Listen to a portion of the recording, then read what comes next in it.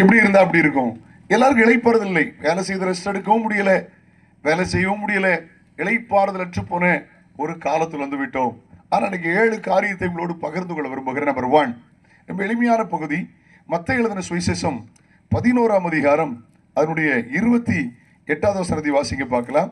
மத்தேயு 11ஆம் அதிகாரம் அதனுடைய 28வது வசனத்தை வாசியுங்கள். வருத்தப்பட்டு பார சுமக்கிறவர்களே, நீங்கள் எல்லாரும் கொஞ்சம் பேர் வாங்கன்னு சொல்லல, இந்த ஊர்க்காரங்க மட்டும் வாங்கன்னு சொல்லல, இந்தியாக்காரங்க மட்டும் வாங்கன்னு சொல்லல. வருத்தப்பட்டு பார சுமக்கிறவர்களே, நீங்கள் எல்லாரும் என்னிடத்தில் வாருங்கள், நான் உங்களுக்கு இளைப்பாறுதலை தருவேன். I will rest you. நான் உங்களுக்கு இளைப்பாறுதலை தருவேன் என்று சொல்கிறார். சொன்னவர் இயேசு கிறிஸ்து. கவனிங்க, ஒவ்வொரு காரியத்திற்கும் ஒவ்வொரு வேதத்திலிருந்து ஒரு எடுத்துக்காட்டை நான் சுட்டி காட்ட வேண்டும் என்று விரும்புகிறேன். வருத்தப்பட்டு பார சுமக்கிறவர்களே, பாருங்க, சிலருக்கு குடும்ப பாரம், சிலருக்கு பிள்ளைகளை குறித்த பாரம், சிலருக்கு தலைமுறைகளை குறித்த பாரம், ஏதோ ஒரு பாரம் அமிழ்த்து கொண்டிருக்கிறது. ஒரு சகோதரியோடு பேசிக் கொண்டிருந்த போது, ஒரு மாதமா ஏதோ ஒரு பாரம் என் இருதயத்தில் அமிழ்த்தி கொண்டே இருந்தது. அவங்க சொல்லுகிறார்கள், இயேசு சொல்லுகிறார், வருத்தப்பட்டு, அதாவது ஆர்சி மொழிபெயர்ப்பில் அழகா போட்டிருக்காங்க, சுமை சுமந்து சோர்ந்திருப்போரே நீவீர் என்னிடத்தில் வருவீர்.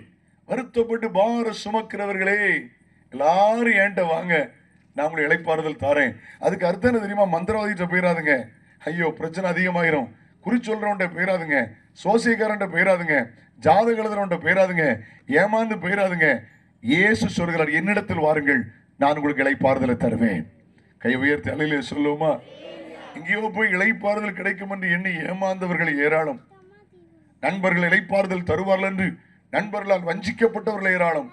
உறவினர்கள் இளைப்பாறுதல் தருவார்கள் என்று உறிஞ்சிட்டு தூரத்தள்ளினவர்கள் ஏராளம். ஆனால் இயேசு அழகாய் சொல்கிறார், என்னிடத்தில் வாருங்கள், நான் உங்களுக்கு இளைப்பாறுதலை தருவேன். இந்த கூட்டம் எதற்காக தெரியுமா?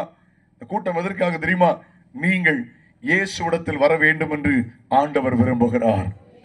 எங்கேயோ இருந்த நம்மை இயேசு அழைக்கிறார், என் பக்கத்துல வா, நான் உனக்கு இளைப்பாறுதலை தாரேன்.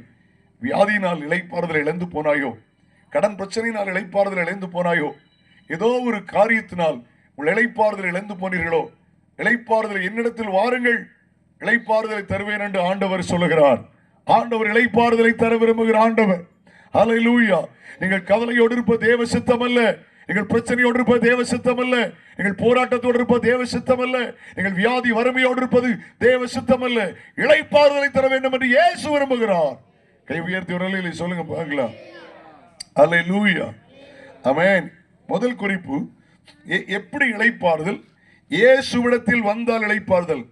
Rest by coming near to Jesus. இயேசுவின் பக்கத்தில் வந்தால் உங்களுக்கு இளைப்பாறுதல் என்று ஆண்டவர் சொல்கிறார். இயேசுவின் பக்கத்தில் வராத பட்சத்தில் இளைப்பாறுதலே இல்லை. அவர்தான் இளைப்பாறுதலை தருகிறவர். ஒரு நபரையும், என்னிடத்தில் வருகிற ஒருவரையும் நான் புறம்பே தள்ளுவது இல்லை என்று இயேசு சொல்கிறார். யாரோ உங்களை வெறுத்து தள்ளி இருக்கலாம், யாரோ உங்களை உதறி தள்ளி இருக்கலாம், யாரோ உங்களை உதாசீனப்படுத்தி இருக்கலாம். ஆனால் இயேசு சொல்லுகிறார், என்னிடத்தில் வருகிற ஒருவனை நான் புறம்பே தள்ளினதில்லை. குருடன் வந்தான், அவனை குணமாக்கினார். குஷ்டரோகி வந்தான், அவனை இயேசு சுகமாக்கினார். விபச்சார ஸ்திரீ என்று கல்லும் கையுமா இருந்தவங்களை தோத்துறோம், அவங்ககிட்ட இருந்து காப்பாற்றி போமா, இனி பாவம் செய்யாத என்று சொல்லி அனுப்புறவர் இயேசு கிறிஸ்து. ஹல்லேலூயா. இயேசுவிடத்தில் வந்தால் இளைப்பாறுதல். கை உயர்த்தி அல்லேலூயா சொல்லிடலாமா? மார்க்கு எழுதின சுவிசேஷம் 5ஆம் அதிகாரம் 25 34 வரை வாசிக்கும் போது, நீங்க வாசிக்க வேண்டாம், நானே சொல்றேன், நேரம் ஆயிடுச்சு.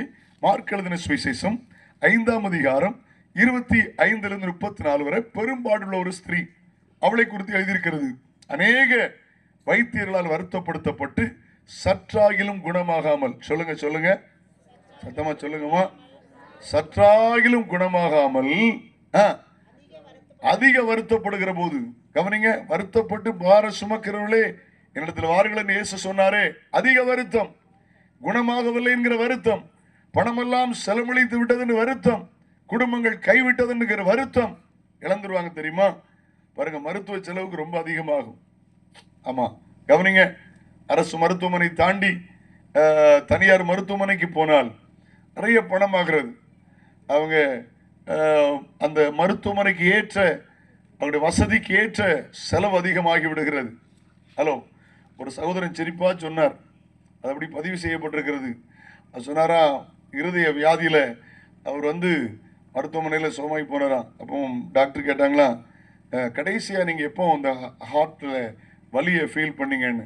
டாக்டர், நீங்கள் கொடுத்த பில்லை பார்த்த போது கொஞ்சம் அதிகமான வலியை ஃபீல் பண்ணலன்னாராம். எல்லாம் அங்கே தான் இருக்கீங்களா? ஹலோ, ஆமாம் ஆமாம். டாக்டரும் சிரிச்சார், அவரும் சிரிச்சுட்டு வந்துட்டேன்னு ஒரு இதில் படித்தேன். அல்ல லூயா, கவனிங்க, ஆண்டவர் நல்லவர். ஆமேன். முதல்லே வந்திருக்க கூடாதான் பாக. சார், நீங்கள் முதல்லே வந்திருக்க கூடாதுன்னு அர்த்தம் என்ன தெரியுமா? எல்லாத்தையும் கொடுத்துட்டு கடைசியில் ஏண்ட ஓட்டாண்டியா வந்திருக்கேன்னு அர்த்தம். விளங்கலையோ? ஆமாம்.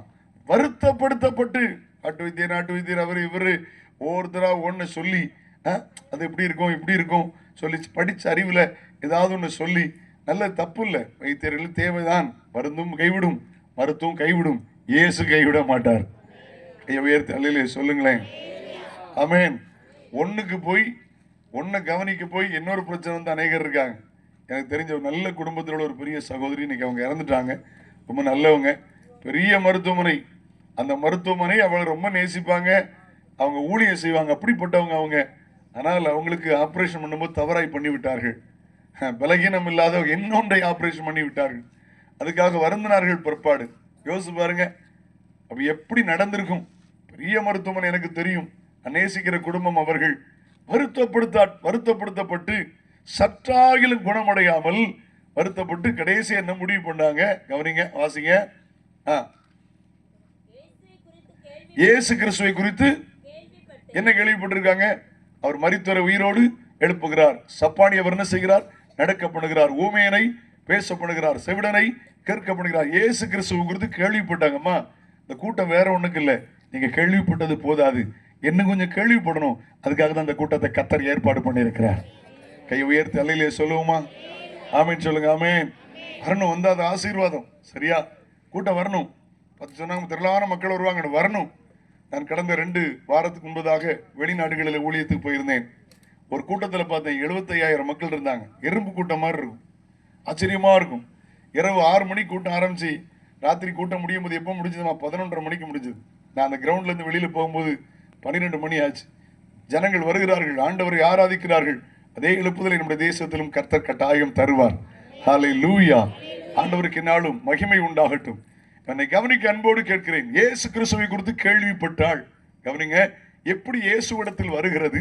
நீங்கள் இயேசுவை கேள்விப்பட வேண்டும். ஆமென். இயேசு கிறிஸ்துவை குறித்து கேள்விப்பட்டு வாசிங்க.